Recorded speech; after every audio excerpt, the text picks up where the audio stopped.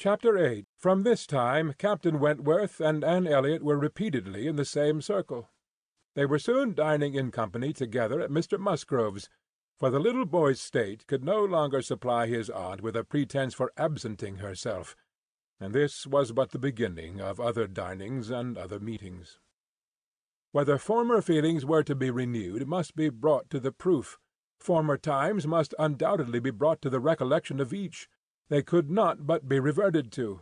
The year of their engagement could not but be named by him in the little narratives or descriptions which conversation called forth. His profession qualified him, his disposition led him to talk, and "That was in the year 6. That happened before I went to sea in the year 6. Occurred in the course of the first evening they spent together, and though his voice did not falter, and though she had no reason to suppose his eyes wandering towards her while he spoke, Anne felt the utter impossibility, from her knowledge of his mind, that he could be unvisited by remembrance any more than herself. There must be the same immediate association of thought, though she was very far from conceiving it to be of equal pain. They had no conversation together, no intercourse but what the commonest civility required. Once so much to each other, now nothing.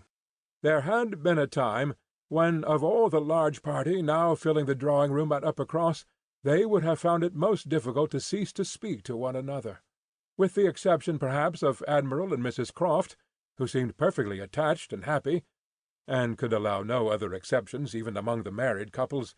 There could have been no two hearts so open, no tastes so similar, no feelings so in unison, no countenances so beloved. Now they were as strangers, nay, worse than strangers, for they could never become acquainted. It was a perpetual estrangement. When he talked, she heard the same voice, and discerned the same mind. There was a very general ignorance of all naval matters throughout the party, and he was very much questioned, and especially by the two Musgroves, who seemed hardly to have any eyes but for him, as to the manner of living on board, daily regulations, food, hours, etc., and their surprise at his accounts, at learning the degree of accommodation and arrangement which was practicable, drew from him some pleasant ridicule, which reminded Anne of the early days when she too had been ignorant, and she too had been accused of supposing sailors to be living on board without anything to eat, or any cook to dress it if there were, or any servant to wait, or any knife and fork to use. From thus listening and thinking, she was roused by a whisper of Mrs. Musgrove's, who, overcome by fond regrets, could not help saying, "Ah, Miss Anne, if it had pleased Heaven to spare my poor son, I dare say he would have been just such another by this time." Anne suppressed a smile and listened kindly, while Mrs. Musgrove relieved her heart a little more, and for a few minutes, therefore, could not keep pace with the conversation of the others. When she could let her attention take its natural course again, she found the Miss Musgroves just fetching the Navy List, their own Navy List, the first that had ever been at Uppercross, and sitting down together to pore over it, with the professed view of finding out the ships that Captain Wentworth had commanded. "Your first was the Asp, I remember. We will look for the Asp." You will not find her there. Quite worn out and broken up. I was the last man who commanded her. Hardly fit for service then. Reported fit for home service for a year or two, and so I was sent off to the West Indies. The girls looked all amazement. The Admiralty, He continued, entertained themselves now and then, with sending out a few hundred men to sea in a ship not fit to be employed. But they have a great many to provide for, and among the thousands that may just as well go to the bottom as not, it is impossible for them to distinguish the very set who may be least missed. "Pooh, pooh!" cried the Admiral. "What stuff these young fellows talk! Never was a better sloop than the Asp in her day. For an old-built sloop you would not see her equal. Lucky fellow to get her. He knows there must have been 20 better men than himself applying for her at the same time. Lucky fellow to get anything so soon, with no more interest than his." I felt my luck, Admiral, I assure you, replied Captain Wentworth, seriously. I was as well satisfied with my appointment as you can desire. It was a great object with me at that time, to be at sea. A very great object. I wanted to be doing something. "To be sure you did. What should a young fellow like you do ashore for half a year together? If a man had not a wife, he soon wants to be afloat again. But Captain Wentworth, cried Louisa, how vexed you must have been when you came off the Asp, to see what an old thing they'd given you. I knew pretty well what she was before that day, said he, smiling.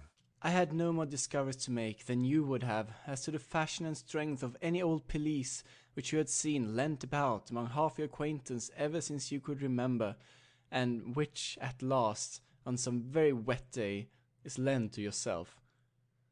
She was a dear old asp to me. She did all that I wanted, and I knew she would.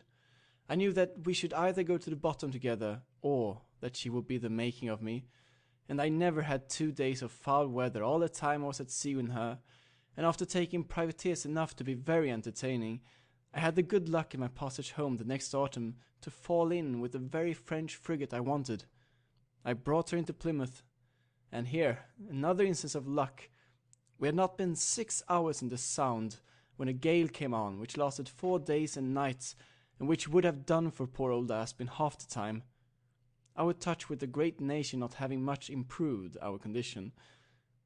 24 hours later, and I should only have been a gallant Captain Wentworth in a small paragraph at one corner of the newspapers, and being lost in only a sloop, nobody would have thought about me. Anne's shudderings were to herself alone, but the Miss Musgroves could be as open as they were sincere in their exclamations of pity and horror. And so, then, I suppose, said Mrs. Musgrove in a low voice, as if thinking aloud. So then he went away to the Laconia, and there he met with our poor boy.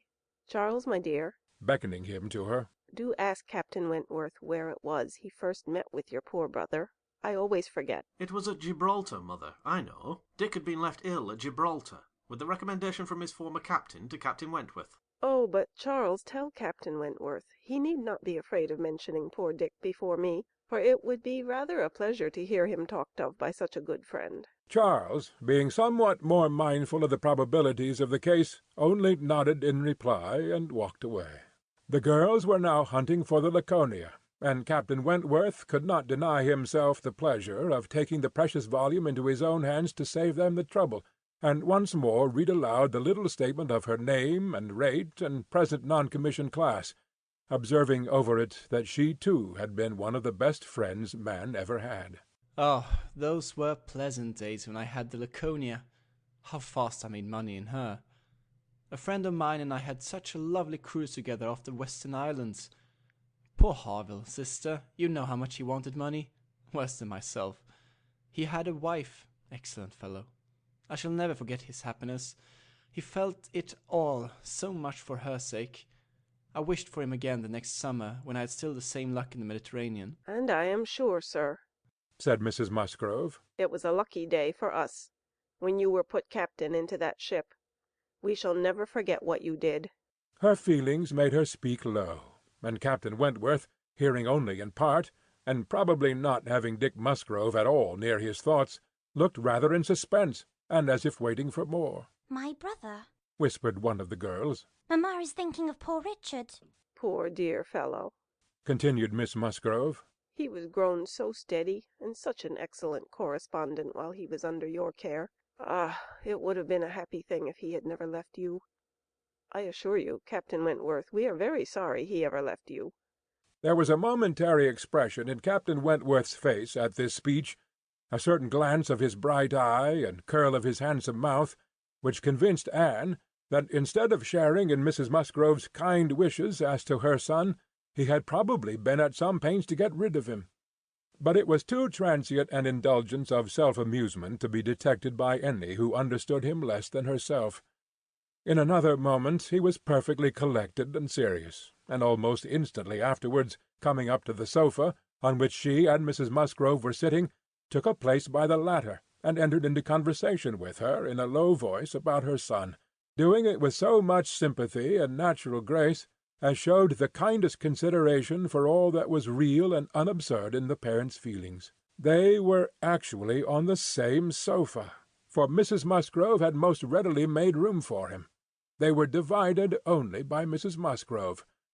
It was no insignificant barrier, indeed, Mrs. Musgrove was of a comfortable, substantial size, infinitely more fitted by nature to express good cheer and good humour than tenderness and sentiment, and while the agitations of Anne's slender form and pensive face may be considered as very completely screened, Captain Wentworth should be allowed some credit for the self-command with which he attended to her large fat sighings over the destiny of a son whom alive nobody had cared for. Personal size and mental sorrow have certainly no necessary proportions. A large bulky figure has as good a right to be in deep affliction as the most graceful set of limbs in the world.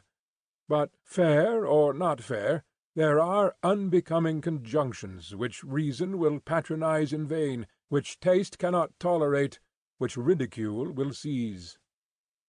The Admiral, after taking 2 or 3 refreshing turns about the room with his hands behind him, being called to order by his wife, now came to Captain Wentworth, and without any observation of what he might be interrupting, thinking only of his own thoughts, began with, "If you had been a week later at Lisbon last spring, Frederick, you would have been asked to give a passage to Lady Mary Grierson and her daughters." Should I? I am glad I was not a week later, then. The Admiral abused him for his want of gallantry. He defended himself, though professing that he would never willingly admit any ladies on board a ship of his, excepting for a ball or a visit, which a few hours might comprehend. "But if I know myself," said he, "this is from no want of gallantry towards them. It is rather from feeling how impossible it is, with all one's efforts and all one's sacrifices, to make the accommodations on board such as women ought to have. There can be no want of gallantry, Admiral, in rating the claims of women to every personal comfort high, and this is what I do. I hate to hear of women on board, or to see them on board, and no ship under my command shall ever convey a family of ladies anywhere if I can help it." This brought his sister upon him. "Oh, Frederick, but I cannot believe it of you. All idle refinement? Women may be as comfortable on board as in the best house in England. I believe I have lived as much on board as most women, and I know nothing superior to the accommodations of a man-of-war. I declare I have not a comfort or an indulgence about me, even at Kellynch Hall," with a kind bow to Anne, "beyond what I always had in most of the ships I have lived in, and they have been 5 altogether." "Nothing to the purpose," replied her brother. "You were living with your husband, and were the only woman on board." "But you yourself brought Mrs. Harville, her sister, her cousin, and 3 children round from Portsmouth to Plymouth. Where was the superfine, extraordinary sort of gallantry of yours then?" "All merged in my friendship, Sophia. I would assist any brother officer's wife that I could, and I would bring anything of Harville's from the world's end if he wanted it. But do not imagine that I did not feel it an evil in itself." "Depend upon it, they were all perfectly comfortable." "I might not like them the better for that, perhaps. Such a number of women and children have no right to be comfortable on board." "My dear Frederick, you are talking quite idly. Pray, what would become of us poor sailors' wives who often want to be conveyed to one port or another after our husbands, if everybody had your feelings?" My feelings, you see, did not prevent my taking Mrs. Harville and all her family to Plymouth. "Oh, but I hate to hear you talking so like a fine gentleman, and as if women were all fine ladies instead of rational creatures. We none of us expect to be in smooth water all of our days." "Ah, my dear," said the Admiral, "when he had got a wife, he will sing a different tune. When he is married, if we have the good luck to live to another war, we shall see him do as you and I, and a great many others, have done. We shall have him very thankful to anybody that will bring him his wife." "Ay, that we shall." "Now I have done," cried Captain Wentworth. "When once married people begin to attack me with, 'Oh, you will think very differently when you are married,' I can only say, 'No, I shall not.' And then they say again, 'Yes, you will,' and there is an end to it." He got up and moved away. "What a great traveller you must have been, ma'am," said Mrs. Musgrove to Mrs. Croft. "Pretty well, ma'am, in the 15 years of my marriage, though many women have done more. I've crossed the Atlantic 4 times, and have been once to the East Indies and back again, and only once. besides being in different places about home, Cork and Libsyn and Gibraltar. But I never went beyond the Straits, and never was in the West Indies. We do not call Bermuda or Bahama, you know, the West Indies." Mrs. Musgrove had not a word to say in dissent. She could not accuse herself of ever having called them anything in the whole course of her life.